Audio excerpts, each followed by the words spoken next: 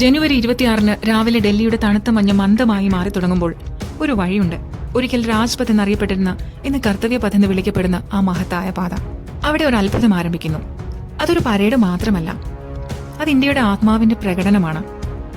സൂര്യൻ പൂർണ്ണമായി ഉദിക്കുന്നതിന് മുൻപ് തന്നെ ആയിരക്കണക്കിന് സൈനികർ കൃത്യമായ ചുവടുകളോടെ ഒരേ ഋതത്തിലായി നിൽക്കും.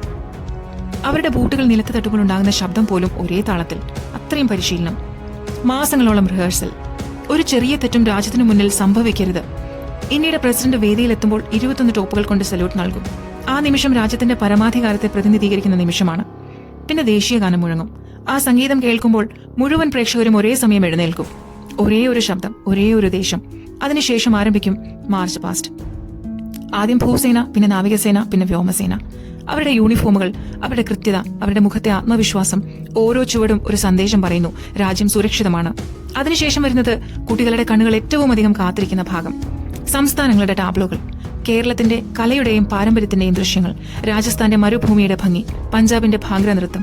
ഓരോ സംസ്ഥാനവും തന്റെ കഥ പറയുന്നു. ഇന്ത്യ ഒരു രാജ്യം മാത്രമല്ല, പല സംസ്ഥാനങ്ങളുടെ സംഗീതമാണ് എന്ന് തെളിയിക്കുന്ന നിമിഷം.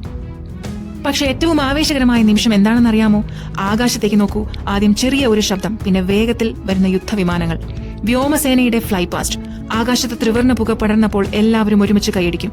ആ ശബ്ദം ഹൃദയം കുലുക്കും. അത് വെറും വിമാനമല്ല, അത് ഇന്ത്യയുടെ ശക്തിയാണ്. ഈ പരേഡ് ആദ്യമായി നടന്നത് 1950-ൽ. അന്നു മുതൽ ഓരോ വർഷവും ലോകം നോക്കി നിൽക്കുന്ന ഒരു വേദിയായി മാറി. രാജ്യത്തിന്റെ സാങ്കേതിക ശക്തി, സൈനിക ശക്തി, സാംസ്കാരിക സമ്പത്ത് എല്ലാം ഒരേ ദിവസം ഒരേ പാതയിൽ. പക്ഷെ ഒരു കൗതുകം, പങ്കെടുക്കുന്ന സൈനികർക്ക് മാസങ്ങളോളം കഠിന പരിശീലനം. ഓരോ ചുവടും 120 സ്റ്റെപ്സ് പെർ മിനിറ്റ് എന്ന കൃത്യതയിൽ. മഴയോ തണുപ്പോ വന്നാലും റിഹേഴ്സൽ നിർത്തില്ല. കാരണം അതൊരു ഷോ അല്ല, അതൊരു പ്രതിജ്ഞയാണ്. റിപ്പബ്ലിക് ദിന പരേഡ് നമ്മോട് പറയുന്നത് ഒരേ ഒരു കാര്യം: ഇന്ത്യയുടെ വൈവിധ്യത്തിൽ ഐക്യം. സൈനികരുടെ കാൽച്ചുവടുകൾ മുതൽ കുട്ടികളുടെ നൃത്തം വരെ, യുദ്ധവിമാനങ്ങളുടെ ഗർജനം മുതൽ ദേശീയ ഗാനത്തിന്റെ നിശബ്ദ ആദരവ് വരെ, ഓരോ നിമിഷവും നമ്മെ ഓർമ്മിപ്പിക്കുന്നു: നാം ഒരു വലിയ കഥയുടെ ഭാഗമാണ്. ഇത് ഒരു രാജ്യത്തിന്റെ ആത്മാവിന്റെ പ്രകടനം എന്ന നിലയിൽ കാണണം.